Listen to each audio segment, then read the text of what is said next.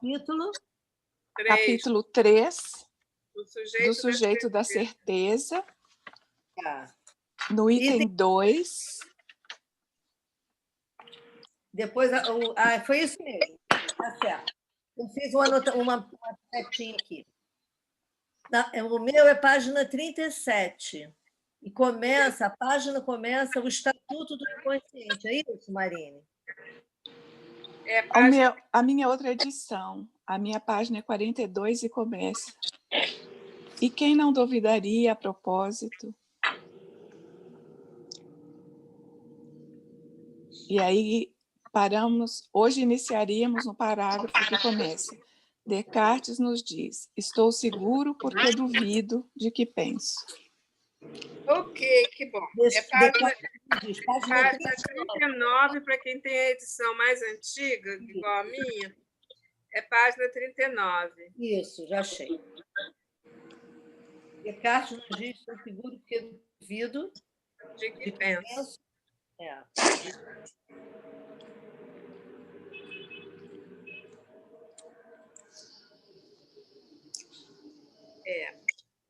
Esperamos mais uns minutinhos? O que você acha? Mais uns minutinhos, né?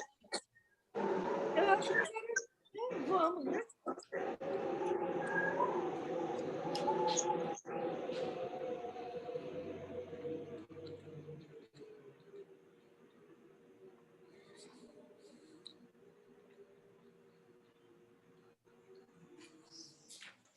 Você achou aí o seu?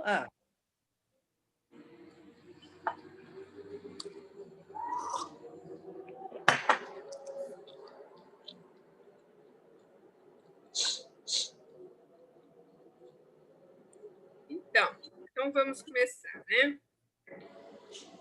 Quem sabe, talvez a gente termine hoje esse terceiro capítulo, né?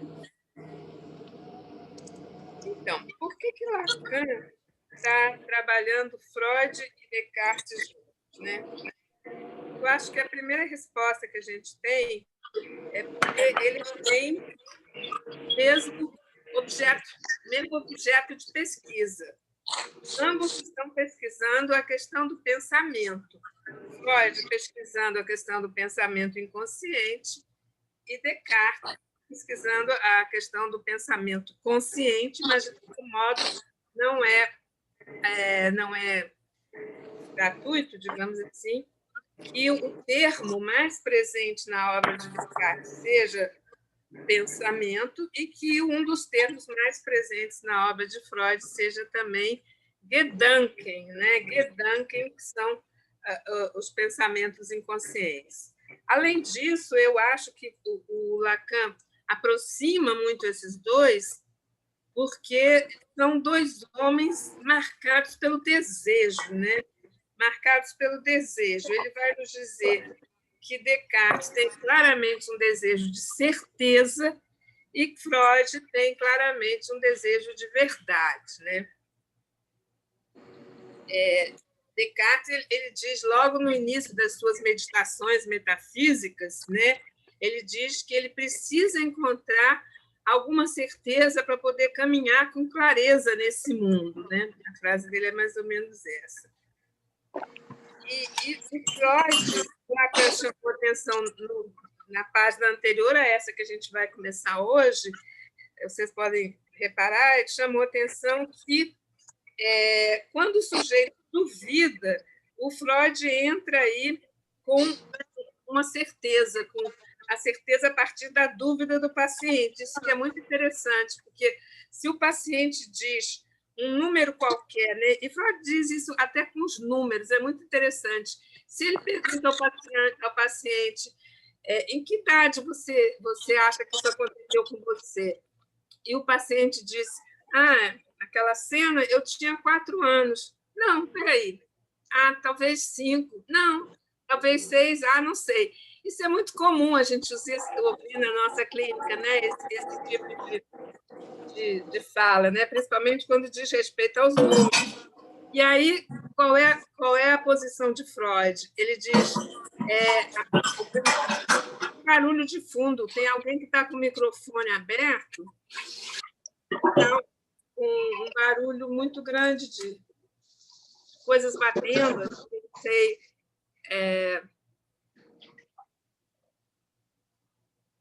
Por favor, é bom fechar os microfones. Tá? Bom, então, continuando. Então, o Freud acha que a dúvida já é um sinal de resistência. E Descartes, ele quer acabar com a dúvida, na verdade, ele quer alcançar uma certeza, né? Então, também tem esse ponto em comum, né?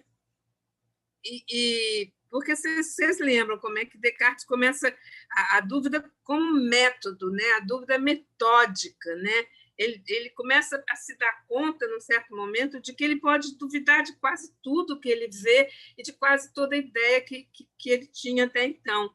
Porque ele diz, dos órgãos dos sentidos, não há menor dúvida, se eu vejo uma vela se derreter completamente na minha frente, a vela que existia alguns momentos antes e que agora se derreteu não existe mais.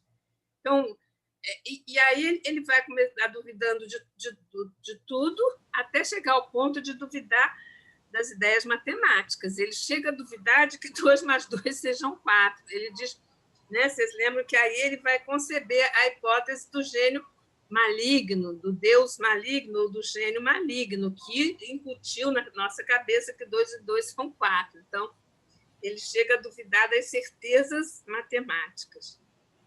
E, continuando, ele vai, num determinado momento, dizer, mas tem uma única coisa que eu não posso duvidar, é que eu estou pensando, nesse momento. E aí ele vai fazer o que Lacan vai chamar de um salto de contrabando, porque ele vai dizer, penso, então eu sou. Né? Penso, eu estou seguro de que eu estou pensando, né? Então eu penso, logo eu sou. Né? Logo eu sou, logo eu existo. Ele nem vai trabalhar essa diferença que alguns outros filósofos trabalham entre ser e existir. Mas o Lacan vai dizer é um salto de contrabando, porque, vejam bem, se o eu penso quanto lugar da enunciação é o lugar da enunciação. Logo sou, ou sou, já é o meu pensamento, então já é o enunciado, já não é mais a enunciação. Então, o que Descartes faz? Ele cola a enunciação e o enunciado, e Lacan chama isso. A gata está se esfregando muito na Fabiana, e a Fabiana tem horror a isso. Gente! Carol, quem é? Carol, foi você que abriu o microfone? Bom, Descartes nos diz, estou seguro porque duvido.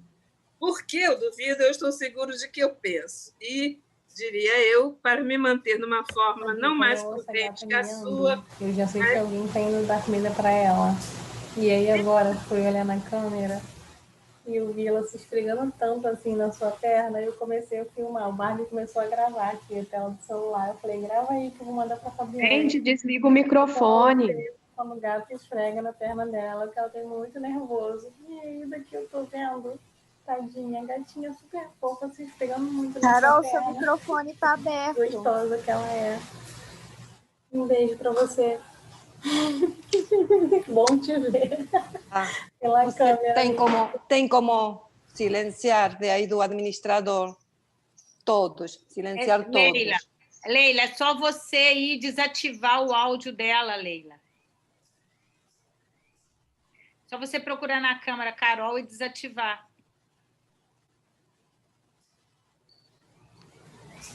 Acho que podemos, né? O áudio dela ainda está ligado. Você sabe que eu cheguei a pensar que seria hacker, sei lá como é. Você sabe que eu participei de uma jornada um dia desses na UVA, lá na Veiga, né? E no meio da jornada, mas só que não foi uma fala assim igual a dela, não, mas foram falas obscenas, horrorosas, que entraram de repente. E aí era hacker, era invasão mesmo. Uma coisa muito desagradável. Muito desagradável. Os 3, aí ver sobre isso, tudo, né? Aí a gente vê com calma. Beijão, menino. Gente, antes que eu esqueça, eu esqueci de falar na quinta. Vamos criar um drive de pianos. Eu vou tentar criar hoje, aí eu mando para vocês aqui. Depois que eu fizer, aí eu falo com vocês. A gente compartilhar os textos. Aí dá pra, aí... Descartes nos diz: estou seguro porque duvido de que penso, e, diria eu, para me manter numa fórmula não mais prudente que a sua, mas que nos evita debater o eu penso, por pensar, eu sou. Notem de passagem que, eludindo o eu penso, eludo a discussão que resulta do fato de que esse eu penso, para nós, não pode certamente ser destacado do fato de que ele só pode formulado dizendo-o para nós, implicitamente, o de que ele se esquece. Isso deixamos de reserva por enquanto. De maneira exatamente analógica, Freud, onde duvida, pois, enfim, são seus sonhos. No início da interpretação dos sonhos, a gente sabe que Freud está interpretando seus próprios sonhos, né? Como aquele sonho maravilhoso da injeção de Irma. Né? Pois, enfim, são seus sonhos e é ele que, de começo, duvida. Onde duvida, ele está seguro de que um pensamento está lá, pensamento que é inconsciente, o que quer dizer que se revela como ausente. É a este lugar que ele chama, uma vez que lida com outros, o eu penso, pelo qual vai revelar-se o sujeito. Em suma, Freud está seguro de que esse pensamento está lá, completamente sozinho de todo o seu eu sou, se assim podemos dizer, a menos, e este é o salto, que alguém pense em seu lugar. É aqui que, então, vocês veem, o Freud vai, então, separar o eu sou, o eu penso, né? E Lacan vai fazer aquela tradução maravilhosa, penso onde não sou e sou onde não penso, né? Esse seria o cogito freudiano para Lacan, né? Porque se é um pensamento inconsciente, é um pensamento no qual eu não me reconheço, né? É aqui que se revela a dissimetria entre Freud e Descartes. Ela não está, de modo algum, no encaminhamento inicial da certeza fundada do sujeito. Ela se prende aqui nesse campo do inconsciente, o sujeito está em casa.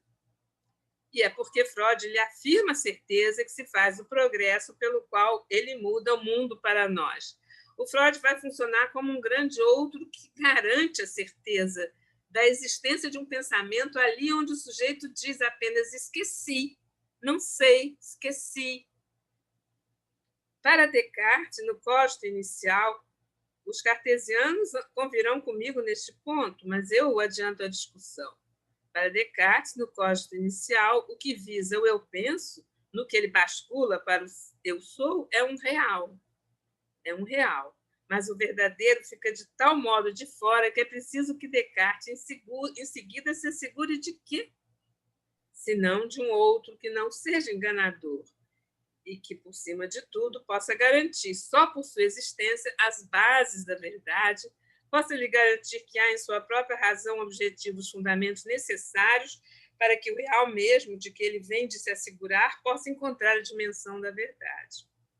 Posso apenas indicar a consequência prodigiosa que teve esta recolocação da verdade nas mãos do grande outro, aqui o Deus perfeito, quer dizer, não mais o gênio malambo, né? Tem esse artigo onde Descartes levanta a hipótese do Deus maligno, do Deus ou do gênio maligno. Ele escreve em francês, embora a maior parte da obra dele tenha sido escrita toda em latim, né? Por isso que a gente fala, às vezes, de Animalã, cujo negócio é a verdade, o Deus cujo negócio é a verdade. Então, ele vai concluir que as verdades matemáticas são garantidas por Deus, pois o que quer que ele tenha querido dizer sempre será verdade. Mesmo que ele dissesse que 2 e 2 são 5, isto seria verdade. O que é que isto implica? Senão que nós vamos poder começar a brincar com as letrinhas de álgebra que transformam a geometria em análise. que a porta está aberta para a teoria dos conjuntos, que nós podemos nos permitir tudo como hipótese de verdade. A gente aqui lembra de imediato aquele parágrafo do projeto para uma psicologia científica, por exemplo, onde o Freud fala da protopseudo, da primeira mentira histérica, uma mentira sobre o prazer, sobre o gozo sexual, sobre o prazer sexual, uma protopseudo a partir da qual o inconsciente é posto em funcionamento, né? Então, por isso que Lacan vai dizer o inconsciente freudiano é o da mentira verídica ou da verdade mentirosa, tanto faz, né? Mas esse novo conceito de verdade que a psicanálise claramente introduz com Freud, né? Então, a verdade é alguma coisa da ordem de uma dinâmica verbal, digamos, que pode advir, inclusive, de uma primeira mentira. Deixemos isso, que não é nosso negócio, já que sabemos que o que começa no nível do sujeito não é jamais sem consequência, com a condição de que saibamos o que quer dizer este termo, o sujeito. Descartes não sabia. Descartes não sabia, a não ser que fosse o sujeito de uma certeza e rejeição de todo saber anterior. Mas nós sabemos, graças a Freud, que o sujeito do inconsciente se manifesta, que isso pensa antes de entrar na certeza. Vamos ver o que é essa nota aqui, essa referência ao número 9 colocada aqui no isso. Que isso pensa é a tradução do Ash, né? Do isso mesmo, né? Mas por que ele colocou esse 9zinho aqui? Tradução por nós para o sábio francês, óbvio. Tá bom. Que isso pensa antes de entrar na certeza. Temos isso no colo. É mesmo este o nosso embaraço, mas, em todo caso, é daí por diante um campo a que não nos podemos recusar quando a questão se coloca, quanto à questão que ele coloca. Quero acentuar agora que daí o correlativo do sujeito não é mais, então, da ordem do grande outro enganador, mas do grande outro enganado. O psicanalista, diz Lacan, pode ocupar o lugar desse grande outro enganado. O Lacan vai dizer, de uma forma bem irônicazinha assim, né? Basta olhar para a cara da gente, né, para ver que nós não somos assim tão espertos. Qualquer paciente que olhe para a cara da gente pode perceber que é fácil nos enganar. E isto tocamos com o dedo da maneira mais concreta, desde que entramos na experiência da análise. Porém, o sujeito teme nos enganar, nos colocar numa pista falsa, ou mais simplesmente que nós nos enganemos, pois, antes de mais nada, é bem claro, vendo nossa cara, que nós somos pessoas que podemos nos enganar como todo mundo. Ora, isso não perturba Freud, porque é justamente o que é preciso que se compreenda, especialmente quando se lê o primeiro parágrafo desse capítulo referente ao esquecimento dos sonhos. Isso não perturba Freud, porque os signos se entrecruzam. Será preciso levar tudo em conta, será preciso liberar-se. Se Frei Machen, será preciso liberar-se de toda a escala de apreciação, né, de todo julgamento que ali se busca, de apreciação do que é certo e do que não é certo. A mais tênue indicação de que algo entra no campo deve fazê-lo manter para nós um igual valor de traço quanto ao sujeito. Olha só, me parece que Lacan está dizendo que Freud, de certo modo, está falando do que ele, Lacan, vai chamar de o automatismo do significante, quer dizer, que tem algo que independe do sujeito, que o sujeito, na medida em que ele é possuído pelos significantes, ou na medida em que ele é aspirado pelos significantes, tem um funcionamento que é para além dele, sobretudo para além de qualquer intenção consciente, se ele, de fato, entra numa análise. Mais tarde, na observação célebre de uma homossexual, Freud zomba daqueles que, a propósito dos sonhos dela, lhe dizem: mas agora, onde está esse famoso inconsciente que nos devia fazer aceder ao mais verdadeiro, a uma verdade divina? Eis que sua paciente se ri do senhor, pois ela teve na análise sonhos expressamente para persuadi-lo de que se voltava para o que lhe era pedido, gostar dos homens. Freud não vê nisto nenhuma objeção. O inconsciente, nos diz ele, não é o sonho. Isso quer dizer em sua boca que o inconsciente pode se exercer no sentido do engano e que isto não tem para ele nenhum valor de objeção. Com efeito, como não haveria a verdade da mentira, essa verdade que torna perfeitamente possível, contrariamente ao pretenso paradoxo, essa verdade que torna possível que eu afirme minto.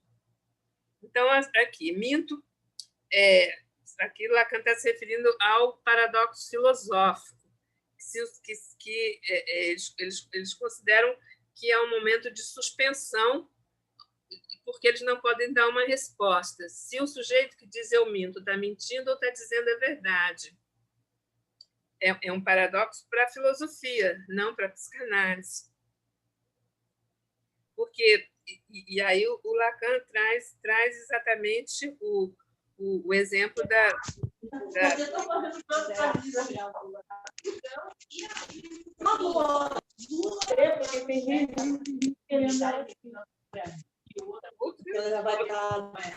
outro microfone aberto, eu acho. Já está até com a roupa, com a faixa, né?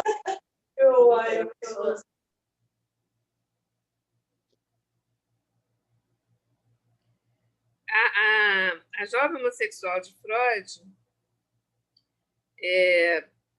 hoje a gente tem uma biografia dela, e eu costumo mencionar porque eu acho bem interessante, porque além de ser uma pesquisa muito... Além dela ter vivido bastante, ela morreu com 90 anos, 90 e poucos, uma coisa assim. E foi a tradução, nós já temos a tradução há muitos anos, pela Companhia de Freud, pela editora Companhia de Freud. E o título ficou A Jovem Homossexual de Freud, que foi, enfim, o título que Lacan deu, né? E a gente tem muitas fotos, é uma biografia com muitas fotos também, por isso que fica bonito o livro.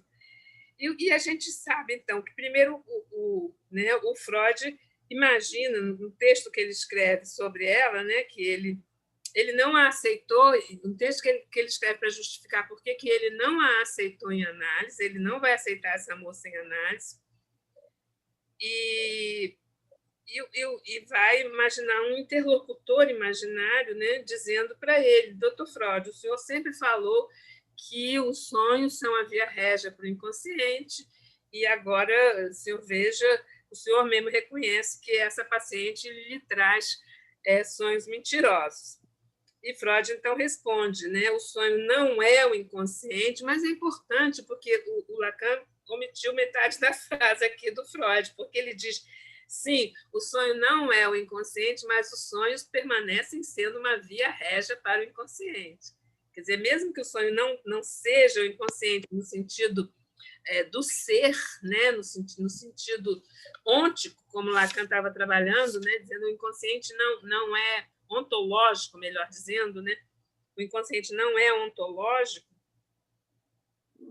o sonho não é o inconsciente, mas o sonho é uma forma de você chegar ao inconsciente, de você se aproximar do inconsciente, porque o que Lacan já trabalhou no capítulo anterior, vocês lembram, é que não há nenhum momento onde a gente vai poder dizer: bom, agora eu estou com as duas pernas, com os dois pés dentro do inconsciente, cheguei aqui, agora não tenho mais dúvida nenhuma, né? Não, isso não existe, né? A gente não entra no inconsciente, a gente circunscreve o inconsciente, ou seja, a gente se aproxima e o interpreta com o nosso registro simbólico, com o encadeamento dos significantes, nós circunscrevemos. O que quer dizer que, se a gente não entra, o Lacan já está, de algum modo, falando do inconsciente como real. Percebam? Qual página que eu estou? 40, Sandra. No paradoxo do mentiroso. Eu recomendo a leitura dessa biografia para quem tiver interesse. O nome verdadeiro dela é Marguerite. E é curioso, porque, na verdade, ela vai fazer um casamento heterossexual primeiro, mas ela vai ser abandonada pelo marido, porque ele estava sendo perseguido porque ele não era judeu e ela era, e os judeus estavam sendo perseguidos pela Gestapo. Então ele a abandona como forma de fugir do nazismo. E aí ela não vai ter mais nenhum relacionamento heterossexual, aí ela vai ter uma série de relacionamentos homossexuais. Ela vai trabalhar, ela vai para Cuba para fugir do nazismo. Ela vai trabalhar como babá numa fazenda em Cuba e vai ter uma passagem rápida aqui pelo Brasil numa casa. Ela vai passar uns dias numa casa ali perto de Petrópolis, perto daqui do Rio, né? Aqui no estado do Rio, inclusive, na casa de uma arquiteta homossexual. É bem interessante, assim, porque ela menciona que Freud não a quis em análise, e aí é bom, ela interpreta um pouco como ele ficando um pouco assustado com ela, mas aí, claro, que já é uma interpretação dela, né? Não gostaria de encontrá-la com esses seus olhos, esse olhar que você tem. O mais importante aqui, de todo modo, é a gente essa colocação de Freud, né, de que o sonho não é o inconsciente, ou o inconsciente não é o sonho. Você não fica liberado. Quer falar, Márcio? Quer fazer alguma pergunta? Não entendi. Então, vamos. Simplesmente Freud, nessa ocasião, deixou de formular corretamente o que era o objeto tanto do desejo da histérica quanto do desejo da homossexual. Foi por isso, diante de umas como de outras, diante de Dora como da famosa homossexual, que ele se deixou ultrapassar e que o tratamento foi rompido. A respeito de sua interpretação, ele próprio ainda está hesitante, um pouco cedo demais, um pouco tarde demais. Freud ainda não podia ver, na falta de referências de estrutura que são as que espero destacar para vocês, Freud ainda não podia ver que o desejo da histérica, legível de maneira explosiva na observação, é sustentar o desejo do pai, e, no caso de Dora, sustentá-lo por procuração.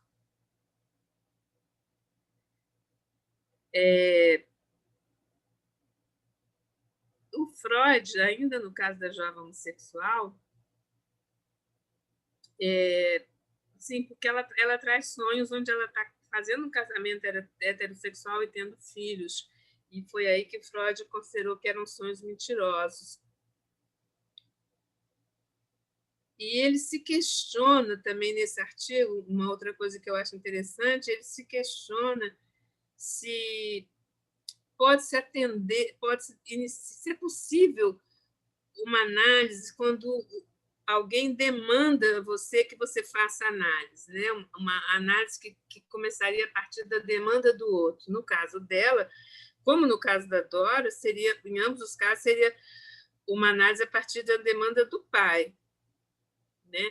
O que ele diz que realmente não é possível é uma análise que tenha como propósito modificar a orientação sexual do sujeito, né? Porque aí a demanda do pai da jovem homossexual era explicitamente estou desconfiado que ela seja homossexual, quero que você a torne heterossexual. Né? O Freud tem uma posição ética em relação a isso, diz isso não é patológico, né? Isso é uma escolha do sujeito, isso não é patologia, e portanto, nós não podemos iniciar uma análise com esse objetivo. Agora, o Lacan vai voltar um pouco ao caso Dora, né? A complacência tão manifesta de Dora para com a aventura do pai, com aquela que é a mulher do Sr. K, que ela o deixe fazer-lhe a corte, é exatamente o jogo pelo qual é o desejo do homem que lhe é preciso sustentar. O desejo do Sr. K, né, no caso. Um amor por procuração, né, como diz Lacan, que o histérico ama por procuração, e aqui ele está falando que, inclusive, pode sustentar o desejo por procuração. Né? Também a passagem ao ato, a bofetada da ruptura, logo que um deles, o Sr. K, lhe diz: não, eu não me interesso por você, não isso. Não, ele, que confusão. O Sr. K não diz: eu não me interesso por você, mas diz: eu não me interesso por minha mulher. Mostra que lhe é preciso que esse laço seja conservado preso a esse elemento terceiro que lhe permita ver subsistir o desejo, de todo modo insatisfeito. Então, assim, o que ele está dizendo, no relacionamento que Dora mantinha com o Sr. K, não era possível tirar a senhora K daí. Né? Esse terceiro não pode ser retirado, porque se retirar esse terceiro, você o desejo não subsiste.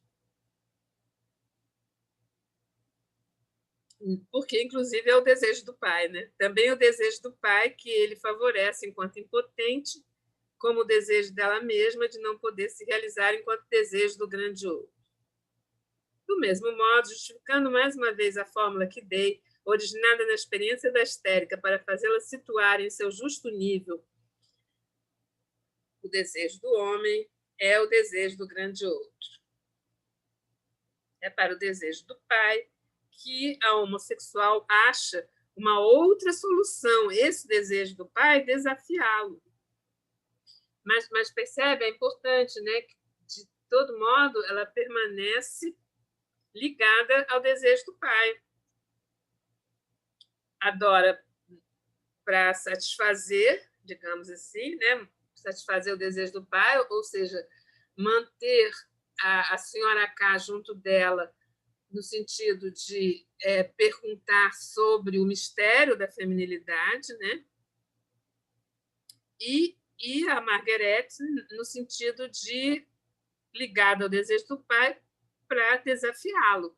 Isso fica claro, né? Porque a gente vê, ela vai passear com a dama de má reputação, aonde? Não em qualquer lugar, ela vai passear na rua do escritório do pai. Releiam uma observação e verão o caráter de provocação evidente que oferece toda a conduta dessa jovem, que, apegando-se aos passos de uma semi-mundana, bem notada na cidade, não cessa de ostentar os cuidados cavalheirescos que ela lhe dá, até o dia em que, encontrando-se com o pai, o que ela encontra no olhar do pai é a escapadela, o desprezo, a anulação do que se faz diante dele. Imediatamente, ela se precipita por cima da balaustrada de uma pontezinha de estrada de ferro. Literalmente, ela não pode mais conceber, senão abolindo-se a função que tinha, a de mostrar ao pai como se é um falo abstrato, heróico, único e consagrado ao serviço de uma dama. Ela faz uma passagem ao ato, ela se dessubjetiva e se deixa cair como um objeto rejeitado. Né? No seminário 10, vocês lembram, Lacan trabalhou a diferença entre o acting out e a passagem ao ato, porque no acting out o sujeito ainda está aí subjetivado de alguma forma, e na passagem ao ato ele está aí como objeto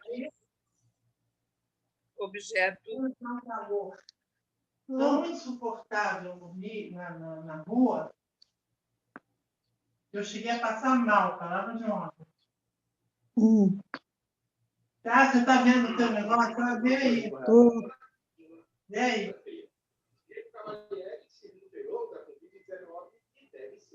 O que faz a homossexual em seu sonho, enganando Freud, é ainda um desafio concernente ao desejo do pai.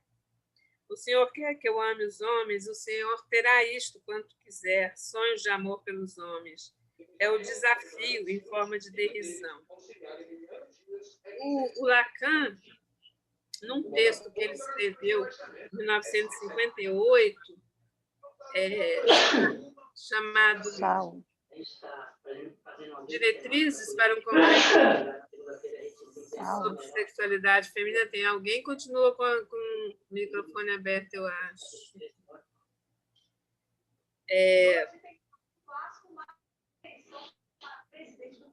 É Mônica Pujol.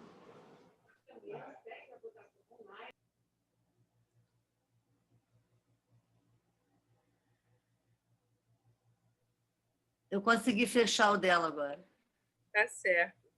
Então, eu queria lembrar, a partir dessa observação que Lacan faz nesse momento, né, de que a jovem homossexual desafia o desejo do pai, mas desafiar o desejo é uma forma enviesada de sustentar o desejo, mas é ainda alguma sustentação do desejo. Eu queria lembrar a vocês que, num texto que Lacan escreve em 58, que se chama Propostas Diretivas para um Congresso sobre Sexualidade Feminina, ele faz algumas colocações sobre a homossexualidade feminina, e uma delas é dizer que ele concorda com Ernest Jones, porque parece que Jones, por acaso, sei lá, por acaso é difícil de falar, mas aconteceu, né, que Jones teve várias pacientes homossexuais femininas e escreveu um artigo observando que nos grupos de homossexuais femininas há um homem invisível que está sempre presente, ou seja, há um pai que está lá na forma de um ausente presente, né? Que vai nessa mesma direção que ele está colocando aqui. O desejo do pai, desafiado, contrariado, é o desejo do pai ainda, né? Ele chama, nesse texto, porque aconteceu, né? Ia acontecer e aconteceu um congresso sobre sexualidade feminina. E o Lacan escreveu esse texto, propostas diretivas, né? Diretrizes, ideias, né? Que deveriam, segundo ele, serem debatidas nesse congresso.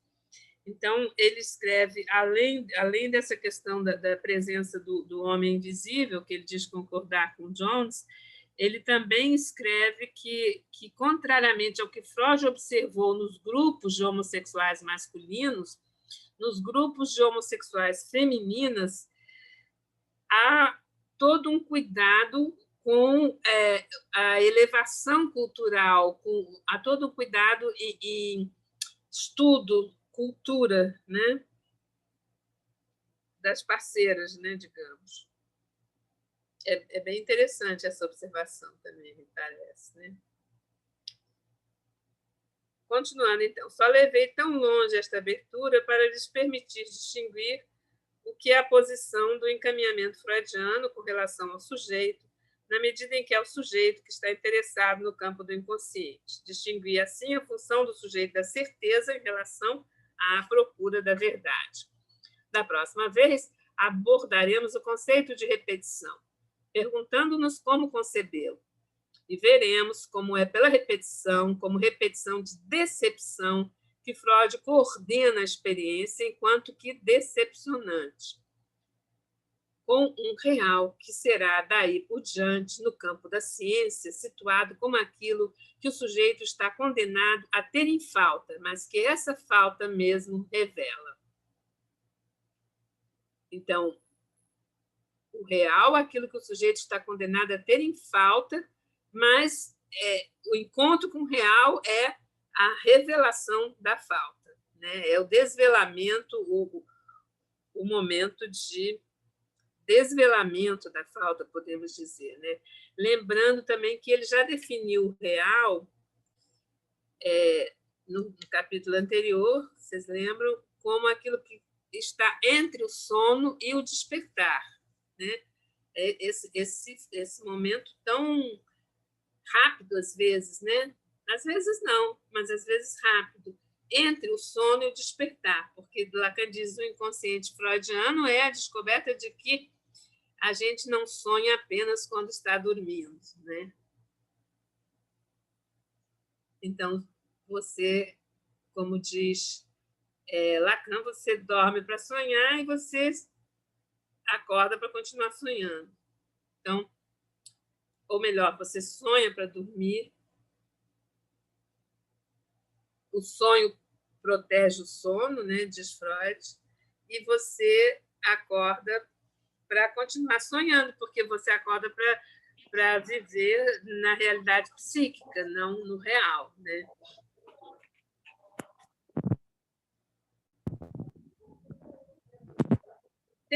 Aí vem então um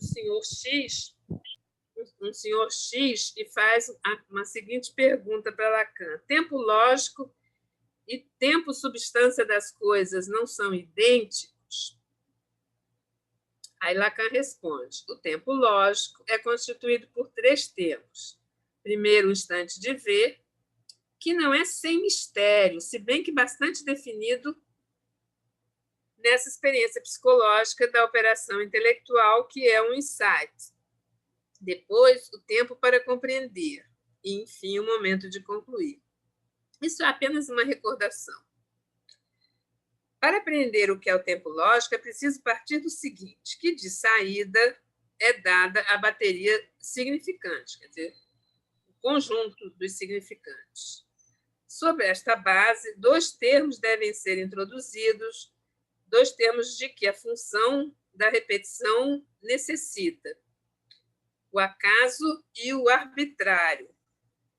Wilcourt, eu acho, não sei, Wilcourt, o acaso, e Zufal, o arbitrário.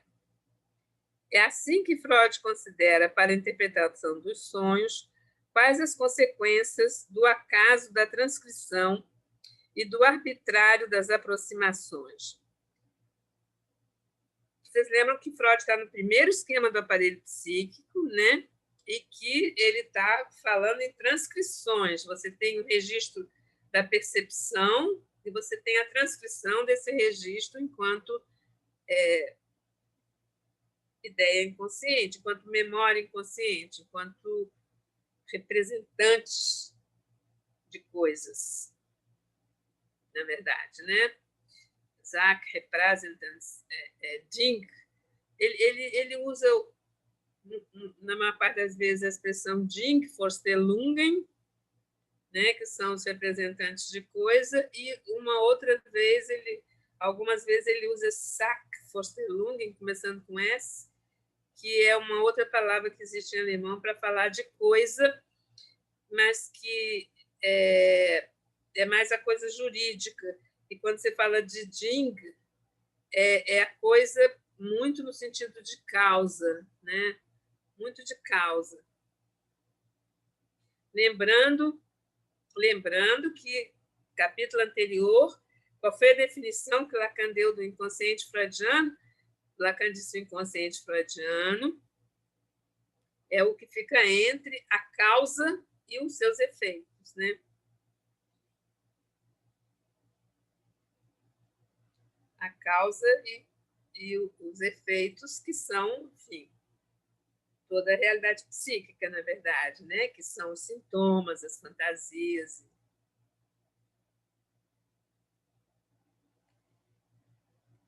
É certo que Freud nos leva, assim, ao coração da questão, a questão que põe o desenvolvimento moderno das ciências, no que elas demonstram que podemos fundar sobre o acaso. Qual é a questão que as ciências modernas... Em que questão de ciências modernas Lacan poderia estar pensando naquele momento? A gente sabe que o que ele chamava de ciência moderna naquele momento era, sobretudo, a física, né? ele, Lacan,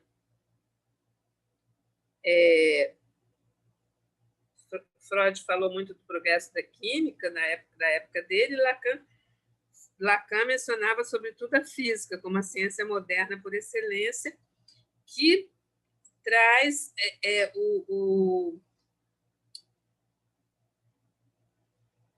que aponta, né, para a incidência do significante no real, né, que aponta ao mesmo tempo para uma certa arbitrariedade no que há um funcionamento do significante que é independente do sujeito, que é alguma coisa de automática, de um significante interpela o outro significante, né?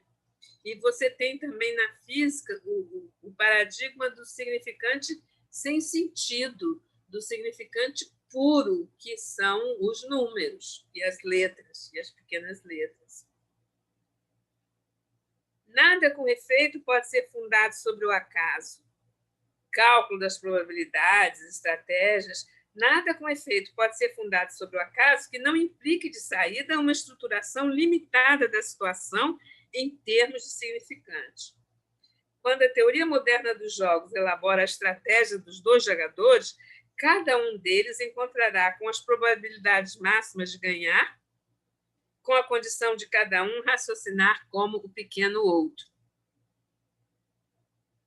Então, o jogo, a estratégia do jogo simbólico, digamos assim, é a possibilidade de você pensar o pensamento do outro, que, na verdade, é o que Lacan coloca desde o tempo lógico. Porque o texto dele, o tempo lógico, a seção de certeza antecipada, é um texto que Lacan considera, inclusive, pré-analítico, num certo sentido.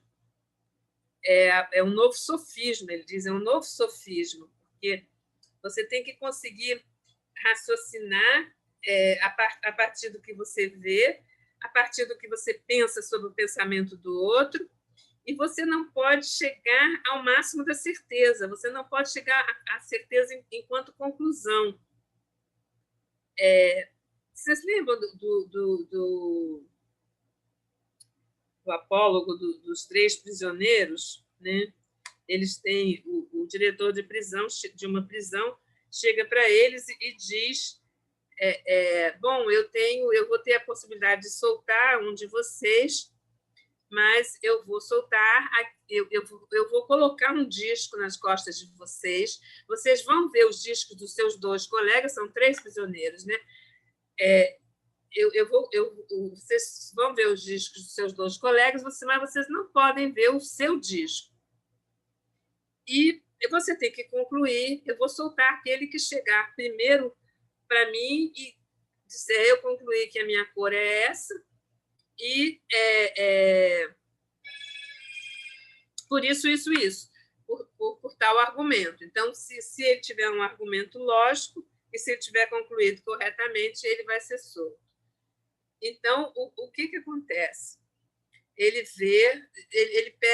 tem 3 discos brancos e 2 pretos, se não me engano. Agora eu teria que pegar os escritos aqui. Deixa eu pegar ele aqui rapidinho, para não sair falando bobagem para vocês. Porque o que vai acontecer é que tem 2... os 3 vão chegar à mesma conclusão, no mesmo momento, e vão chegar à conclusão correta, né? Isso é que é mais interessante. Eles vão chegar à conclusão correta no mesmo momento, porque eles vão concluir se baseando em 2 momentos de hesitação dos seus colegas, dos seus pequenos outros, né? Eles vão em cima da hesitação dos seus... Deixa eu ver se eu acho aqui, espera aí.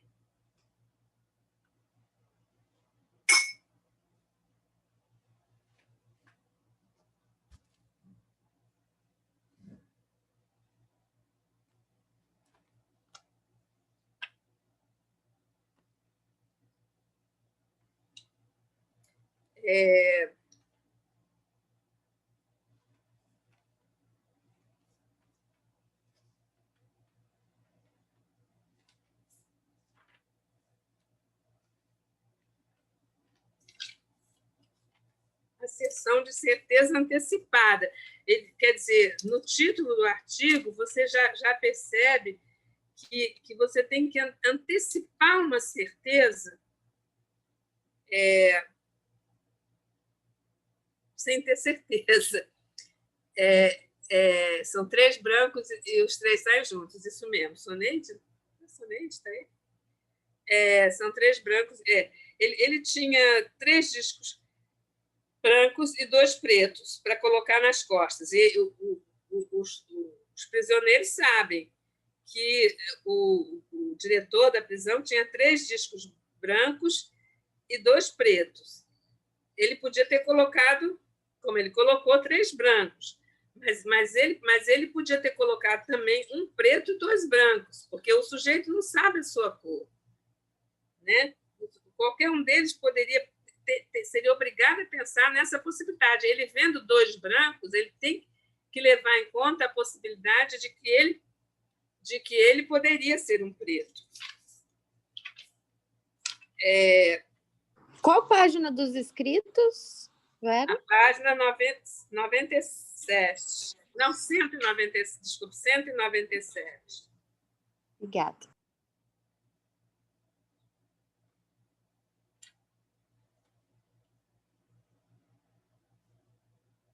Ó, vou dizer aqui. Tem um dado primeiro que que o Lacan chama de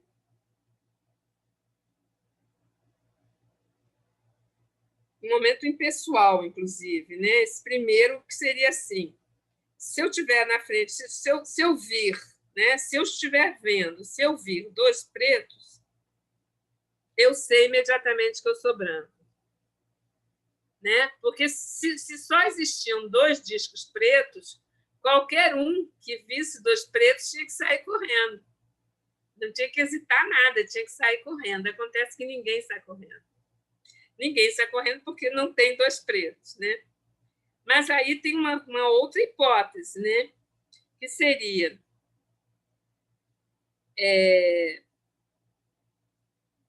não, essa aqui que eu acho que eu falei. Se eu fosse preto, os 2 brancos que estou vendo não tardariam a se reconhecer como sendo brancos. Terceiro, apresso-me a me afirmar como branco para esses brancos, assim considerados por mim, não me precedam reconhecendo pelo que são. Ele não pode... O que o Lacan quer mostrar com isso? Entre outras coisas, né? Que o instante do olhar retorna, que algo do olhar retorna no tempo para compreender, e que tem que ter uma certa pressa.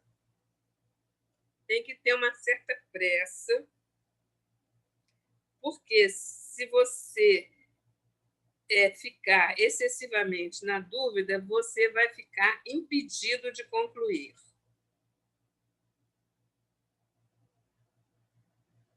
Eu acho que a gente pode formular assim.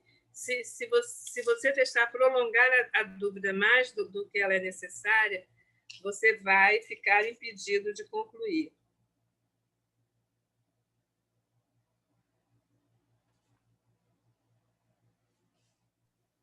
Ele fala outras coisas, evidentemente, né? A inércia do seu semelhante está a chave do seu próprio problema. Os sujeitos são sujeitos indefinidos, a não ser por sua reciprocidade, né? Enfim. Os 3 chegam juntos e com a mesma conclusão, que é correta. E o Lacan, quando ele apresenta esse texto, também eu acho que um dado histórico interessante, é que ele está sendo acusado de não obedecer o tempo estipulado pela IPA, que era a sessão de 45 minutos. E ele está querendo argumentar, ele está argumentando muito bem que o tempo é lógico, que o tempo da sessão tem que ser lógico, que o tempo da constituição do sujeito é lógico, né?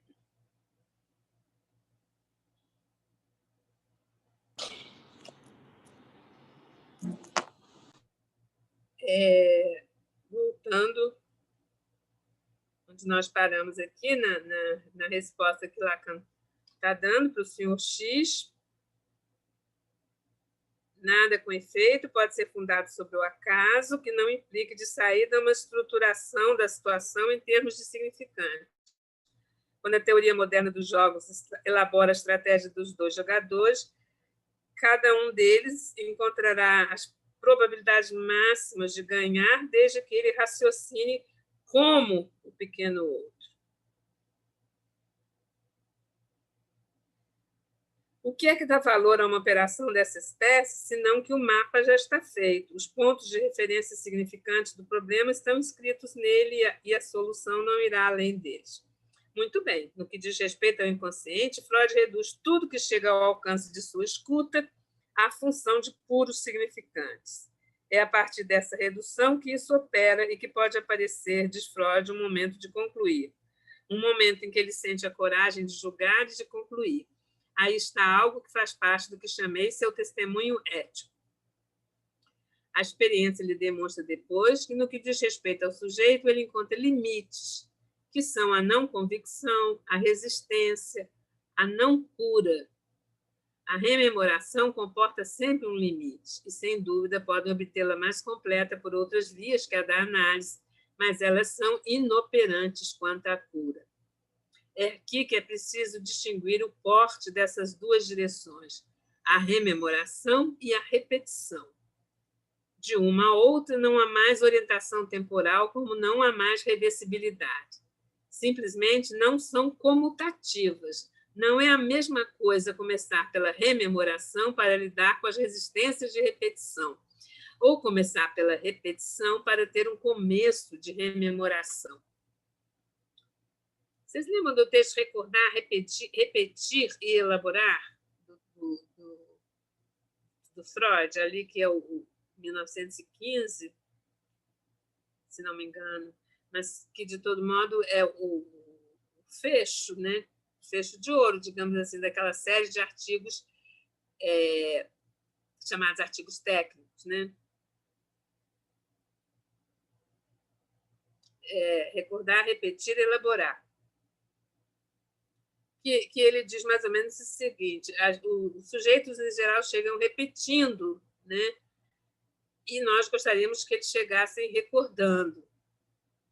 Mas a repetição, por outro lado, Freud deixa claro que a repetição é quando você já colocou esse analista no lugar de um grande outro do seu passado, diante do qual você repete em ato, o que vai depois se tornar uma elaboração, né? Uma elaboração de uma lembrança. Mas primeiro você repete.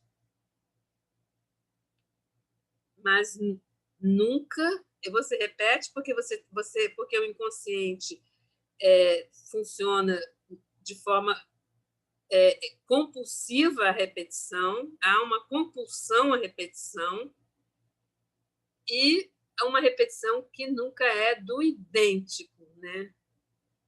Exatamente por ela se fazer em forma de ato é que você percebe mais claramente que a repetição é do semelhante, mas não do idêntico.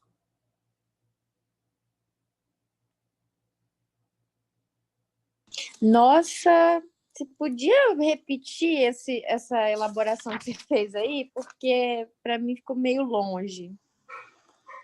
Se você puder, Vera. Olha, por exemplo, vamos pensar assim, uma situação que o Freud diria, ele está repetindo. A paciente chegaria para o analista, por exemplo, e diria, sei lá, você... cheguei atrasada porque quase não vim, porque você, na última vez, estava com uma cara zangada para mim, por exemplo. O que ela está fazendo aí? Ela está convocando esse analista ao lugar de um outro primordial da história dela e está repetindo e não trazendo ainda as possíveis lembranças com aquele outro primordial.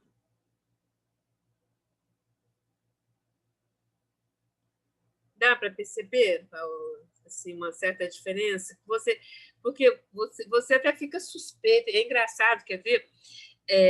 Uma vez eu atendi um paciente e as primeiras entrevistas foram assim, porque aí com 2 anos, aí com 3 anos, aí com 4 anos, aí com 5 anos, aí com 12, aí com 18, foi assim, era um adulto jovem. Você vai, não, olha, você vai pensar que eu sou muito obsessiva, você vai pensar isso, você vai pensar aquilo, mas na verdade é porque eu sou professor de história, além de trabalhar no banco, eu sou também professor de história, não sei o que, por isso que eu sou capaz de dizer assim, primeiro isso, depois aquilo, depois aquilo, depois aquilo, depois aquilo. Na verdade, eu penso que talvez o caminho seria o caminho inverso, né? Assim, ai, meu Deus, não sei explicar. Porque assim, ficou meio fora de ordem esse recordar, repetir, elaborar, porque, na verdade, é repetir, recordar e elaborar, que é o caminho assim, da clínica, então, né? Porque ele já chega repetindo, né? Eu não sei se é regra geral, a gente pode, né, dizer que é sempre assim. Aí já não sei te dizer. No texto do Freud, por acaso, fica recordar, repetir, elaborar, e fica essa observação de Freud, né, de que com muita frequência, você pode dizer com muita frequência, né, não pode dizer sempre, mas você pode dizer com muita frequência, os sujeitos chegam repetindo em ato, ou seja, chegam repetindo, ou seja, chegam lembrando em forma de ato.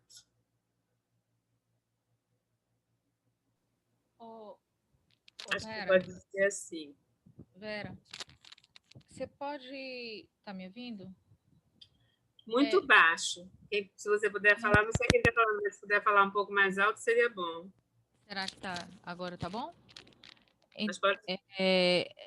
Esse caso que você estava relatando aí, eu gostaria que você fosse até o final, que eu estava acompanhando e acabei... Do professor. Sim, rapidamente se desvelou, na verdade, era um sujeito paranoico, era um sujeito psicótico, não era...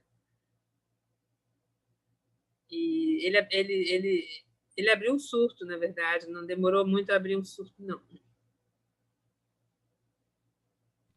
Certo, ok. Eu queria saber o final. Obrigada. Agora, nesse texto do Freud, é onde ele lança pela primeira vez o conceito de compulsão à repetição, né? Wiederholungszwang, né? Wiederholungszwang, compulsão a repetir. Há uma compulsão a repetir. Porque, veja bem, ele está nas bordas, digamos assim, de ter que introduzir o conceito de pulsão de morte. Porque é uma manifestação da pulsão de destruição, né? A compulsão à repetição, muitas vezes, né? Lacan, bom, vai dizer, há 2 tipos de... Vai chamar a atenção que, desde Freud, na verdade, e se a gente for mais longe ainda, desde Aristóteles, na verdade, a gente tem que se dar conta que existem 2 formas de repetir, que, por isso, existem 2 termos em grego diferentes, assim como existem 2 termos diferentes nas outras línguas. Vera, você sabe por que o conceito grego ele faz essa diferença no conceito? Por que você sabe? Aristóteles fala da tchique e do automaton, porque o automaton é a repetição do significante e a tchique é a repetição do encontro com o real. Porque você tem a repetição do significante que é causada pelo automaton do significante. Aqui, em alguns momentos, Lacan fala signo, né? Então, tem um funcionamento que nos antecede, nós somos capturados nesse funcionamento, nós somos possuídos pelo significante, né? Sempre voltando a esse termo, ou naquele verbo que Lacan usa mais adiante, somos aspirados, né, pelo significante, né? E os significantes têm essa característica de terem um funcionamento automático. Automático quer dizer o quê? Quer dizer que o significante apela, se você como é que eu vou dizer? Ele apela à presença, ele convoca a presença de outro significante, e de outro significante, e de outro significante, e de outro significante. Isso é uma coisa, essa é uma forma de repetição. Outra forma de repetição é a repetição do mau encontro com o real. Aí o Freud dá uns exemplos claríssimos, né? Assim, por exemplo, é aquele homem que enviúva 3 vezes seguidas. Casou com uma mulher, a mulher morreu, fez um segundo casamento, a mulher morreu, fez um terceiro casamento, a mulher morreu. Isso não tem nada a ver com ele? Não tem. Né?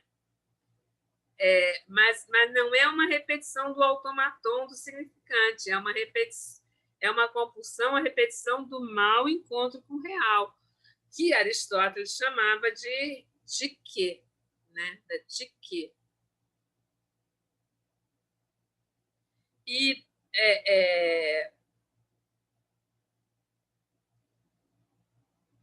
é claro que é muito mais fácil para o sujeito, até porque se dá conta da repetição significante do que da repetição do real, né?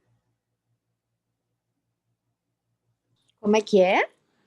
Mas é mais claro, eu acho, para o sujeito. É muito frequente, né, os pacientes reclamarem, eu não saio desse ponto, toda vez eu falo a mesma coisa. O que ele está se queixando? Ele está se queixando da repetição significante. Mas não é a repetição do mesmo. O que a gente tem que enfatizar, o que a gente tem que ter claro, é que não é a repetição do mesmo. O Lacan diz que as crianças sabem disso. Quando elas pedem que você conte a mesma história N vezes, e de preferência com os mesmos significantes, ela sabe que o significante que se repete nunca é idêntico a ele próprio. Que a definição de significante para Saussure é essa.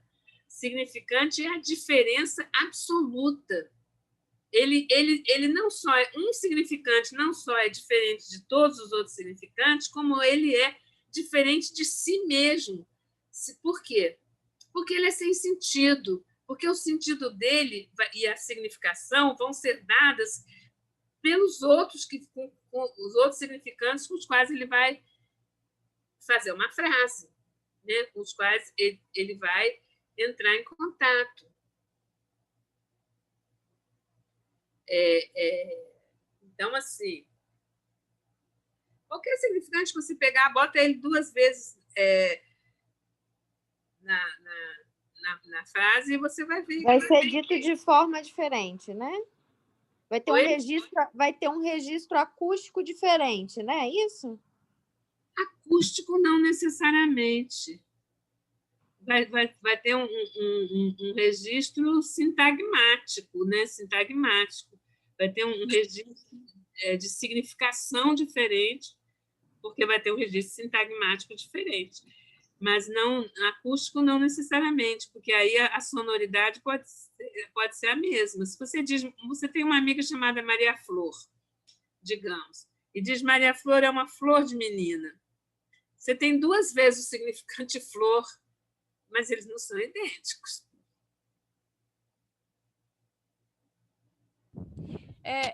Vera, eu estava pensando exatamente em determinadas palavras que em algumas gerações também se tem um sentido tipo joia. Ah, que joia, né? Mas essa joia custa caro. Então, seria dessa ordem, né? Por exemplo, porque me parece que você tá lembrando a questão das metáforas, né? Aí é outra coisa interessante também, porque a metáfora, ela Se ela for muito usada, ela se torna metonímia, né? Ela vai... Aquele sentido pleno, ela tende a perder também. Com o passar dos anos, ela se torna metonímia.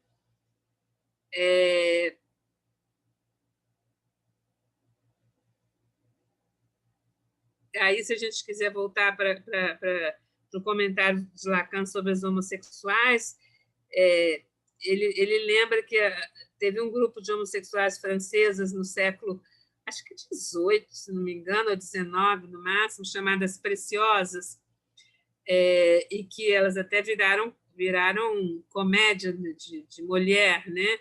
Molière escreveu uma comédia chamada As Preciosas Ridículas.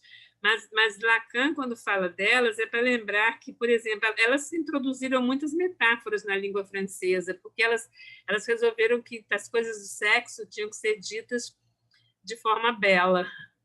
Então, assim, elas... Eu lembrei de Dora, a caixinha de joias, né? A caixa de joias do... Também, por exemplo, se você chamar a vagina de caixa de joia, por exemplo, é uma metáfora, claro.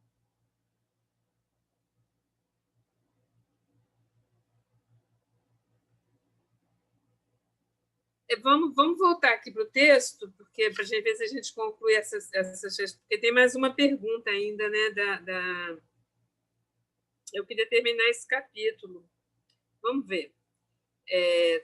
Mais um pouquinho, né, Leila, para a gente... deixa eu ver onde é que nós paramos aqui. Tempo lógico, tempo substância, física de Aristóteles. Eu vou pegar a segunda pergunta. O senhor formulou, porque aí é um psicanalista chamado Kaufmann, que diz: o senhor formulou ano passado que a angústia é aquilo que não engana. O senhor pode pôr este enunciado em relação com a ontologia e a certeza? Aí o Lacan responde: a angústia é para análise um termo de referência crucial, porque, com efeito, a angústia é o que não engana. Mas a angústia pode faltar. Na experiência, é necessário canalizá-la e, se ouso dizer, dosá-la, para não ser por ela submerso. Aí está uma dificuldade correlativa da que há em conjugar o sujeito com o real, termo que tentarei cercar da próxima vez, a fim de dissipar a ambiguidade que persiste a seu propósito entre muitos de meus alunos. O que é que pode mesmo, para o analista, ratificar no sujeito o que se passa no inconsciente? Ratificar, quer dizer, dar certeza ao sujeito, né? Freud, para localizar a verdade, eu mostrei a vocês, quando estudei as formações do inconsciente, Freud se remete a uma certa excansão significante. O que, né, umas certas paradas, divisões principalmente, né? Por exemplo, no caso do Signorelli, do esquecimento do Signorelli. O que justifica essa confiança é uma referência ao real. Mas o mínimo que se pode dizer é que o real não se entrega a ele, a Freud, facilmente. Tomemos o exemplo do Homem dos Lobos. A importância excepcional dessa observação na obra de Freud é de mostrar que é em relação ao real que funciona o plano da fantasia. O real suporta a fantasia e a fantasia protege o real. Para elucidar para vocês esta relação, tomarei da próxima vez a cogitação de Spinoza, mas pondo em jogo um outro termo para substituir o atributo. Então, o real sustenta a fantasia, mas a fantasia também protege. A fantasia é uma tela, como a gente diz, né? É a realidade psíquica enquanto tela que esconde o real, né? Que tem para o real um pequeno buraquinho, vai Lacan dizer, pequenininho buraquinho, que é o buraquinho que ele vai chamar de objeto A, né? O objeto A é esse buraquinho na tela da fantasia, através da qual você visualiza, digamos assim, e de vez em quando toca lá no real. O Homem dos Lobos, vocês lembram que ele traz aquele sonho, né, dos lobos, né, que a janela se abre, ele sonha que a janela abre de repente, né? Que tem uma nogueira, uma árvore nogueira, e tem 5 lobos com os olhos olhando, todos assim, 5 lobos com caudas enormes, lobos brancos com caudas enormes, parados, né? Fixos, mas olhando fixamente para o sujeito, né? E daí o Freud vai fazer uma série de perguntas e vai fazer uma articulação desse sonho com o sujeito presenciando o coito dos pais, todos lá com roupas brancas, e Freud ele vai em busca do real da cena, na verdade, do real por trás dessa tela do sonho, né? E ele o que vai acontecer? Ele vai tão decididamente em busca desse real, querendo saber que hora da tarde que ele presenciou, em que posição os pais... Ele vai concluir tudo isso, né? Que os pais dele estavam com uma cópula anal, né? Uma cópula...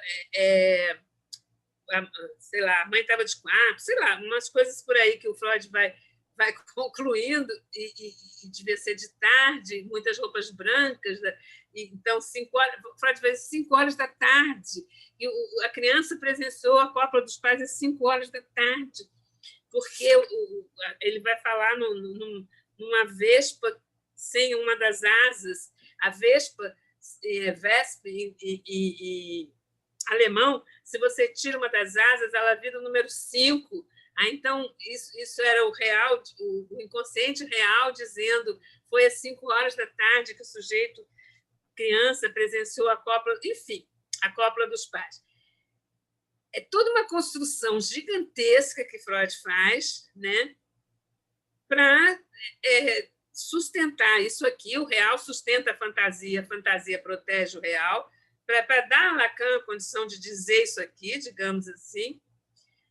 Porém, que o próprio sujeito, o Homem dos Lobos, vai dizer que não concorda com essa interpretação e vai, enfim, abrir um surto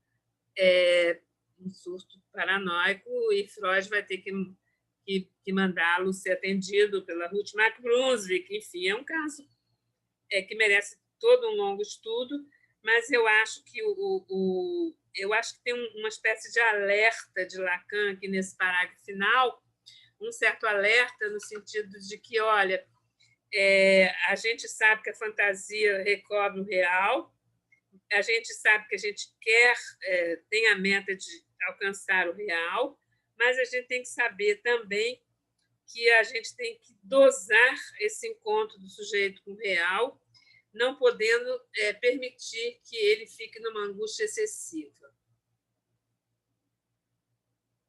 Ele não pode deixá-lo submergir pelo real, não pode deixá-lo submergir pela angústia, é sinônimo de não pode deixar com que ele seja submergido pelo real.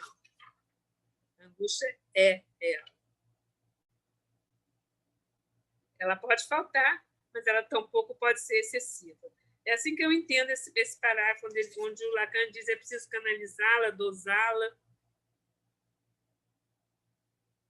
não ser por ela submerso. E para concluir esse capítulo, então, ele vai fazer essa articulação do real com a fantasia, nos dando a entender claramente, portanto, que a fantasia é a realidade psíquica que nos protege do real, né? Bom, eu acho que a gente pode ficar por aqui, né? Porque bobagem, né, entrar no capítulo seguinte, nesse momento, mas a gente pode ver se alguém quer fazer algum comentário, alguma pergunta.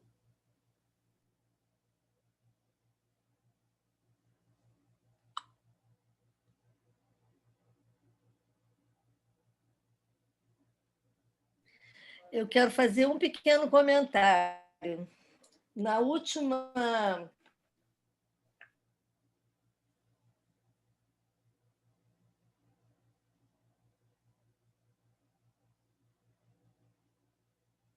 vez abordaremos o conceito de repetição, perguntando-nos concebê-lo. e veremos como é a repetição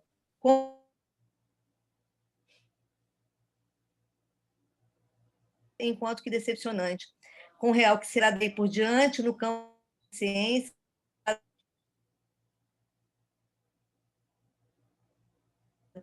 mas que essa falta mesmo revela. Eu fiquei pensando, Vera, se a gente... essa repetição, né, de algo que... de decepção, algo da ordem da decepção, não se para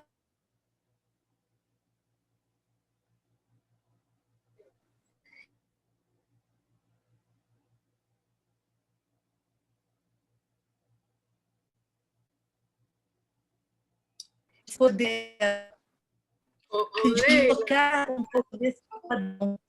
Leila, eu vou tentar levar a minha internet está cortando, tá cortando. A nossa também é muito ruim. Está cortando. Eu vou mudar de lugar. Que eu acho que daqui eu vou te ouvir melhor. Vera, mas a sua tá boa, é a da Leila que tá falhando. A minha que está ruim. A dele é que está falhando. Nós vamos mudar um pouco a internet daqui a pouco, nesse nosso intervalo de almoço. Eu vou mudar, porque a nossa é que está ruim hoje, entendeu? Por isso está ruim para todo mundo. Ah, tá. Mas o que você pensou naquela passagem que ele fala? Está tão entrecortado, né? Naquele último parágrafo, né, que ele fala de repetição da decepção.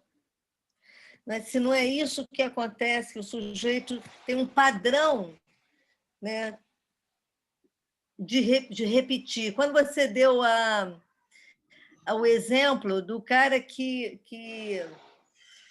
casa com 3 mulheres e as 3 mulheres morrem. Né? Casa 3 vezes e fica viúva as 3 vezes.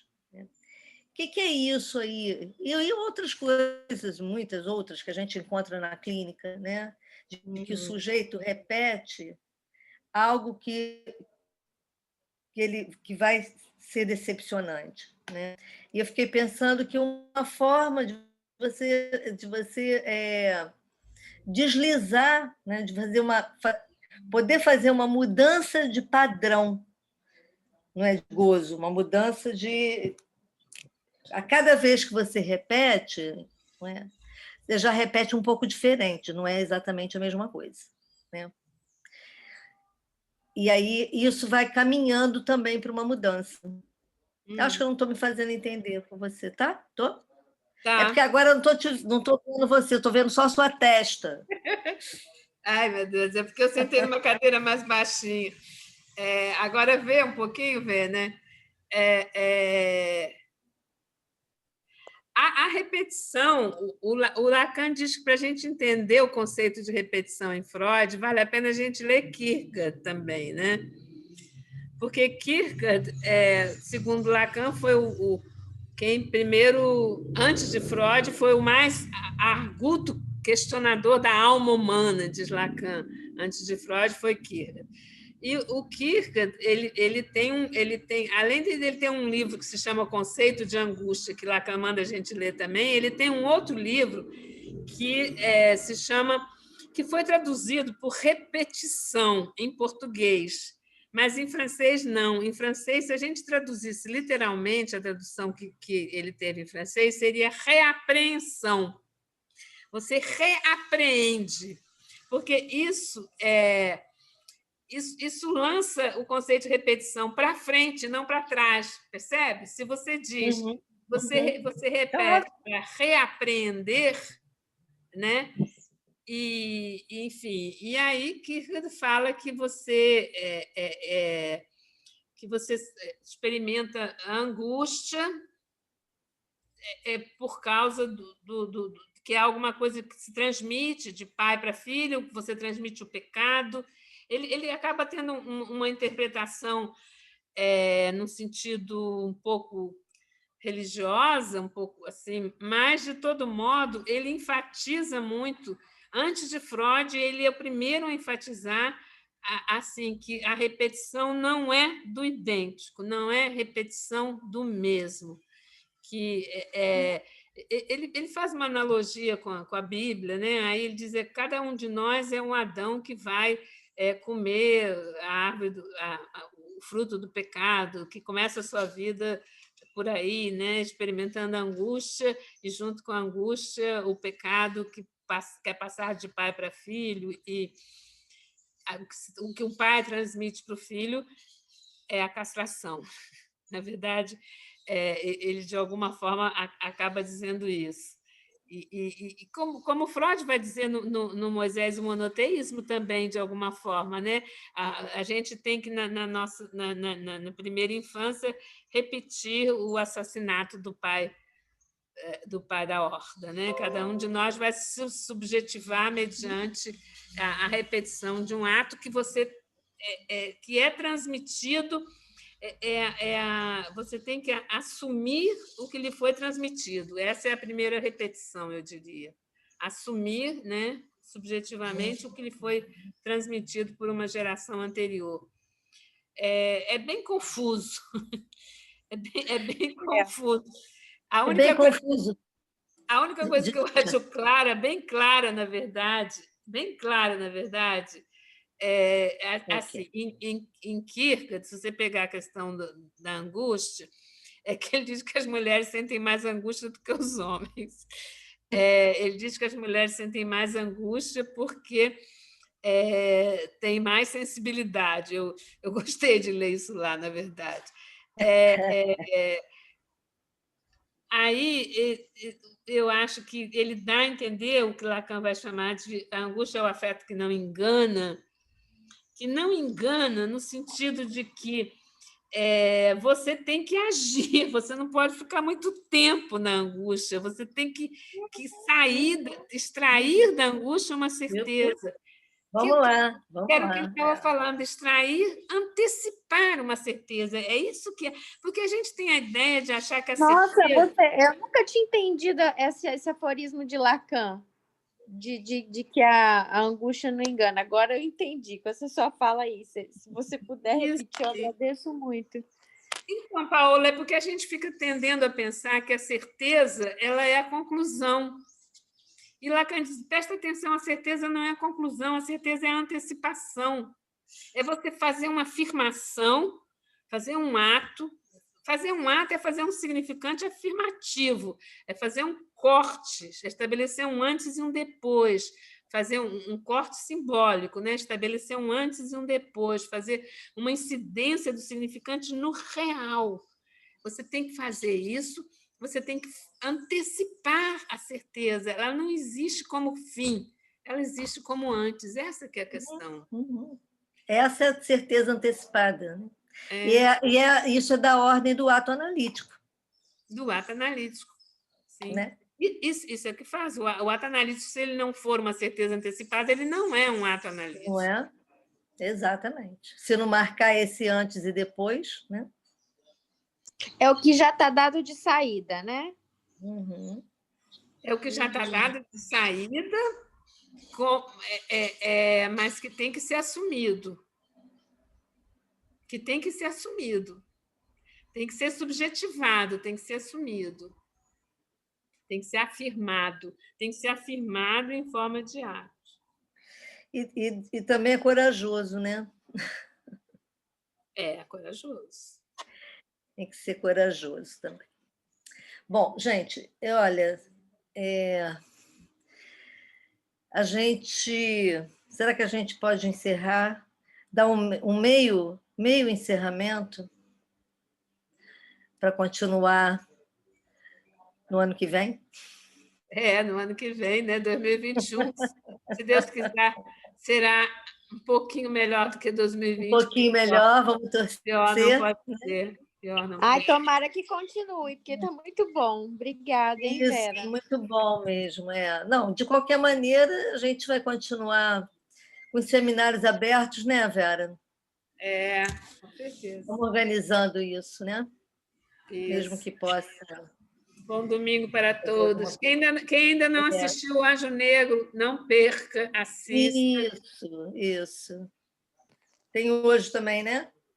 Tem hoje, tem hoje. Tem até dia 21. Que dia que é hoje, gente? Até hoje até tem 14. hoje e tem sexta e sábado da semana que vem, né? Da semana que vem, isso, hoje tem um debate com o Joel Birman e um professor de história chamado Henrique, que parece que é muito bom.